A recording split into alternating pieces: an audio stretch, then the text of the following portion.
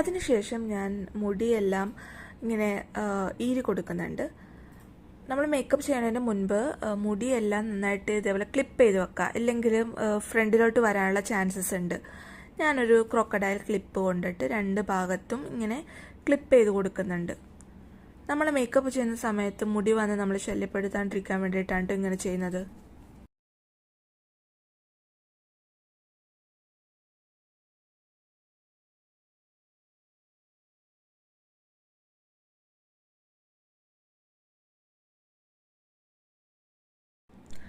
ഇനി ഞാൻ daily four എവറിൻ്റെ concealer കൊണ്ട് കണ്ണിൻ്റെ മുകളിലും ഐബ്രോസൊക്കെ ഒന്ന് ഷേപ്പ് ചെയ്ത് കൊടുക്കുന്നുണ്ട്.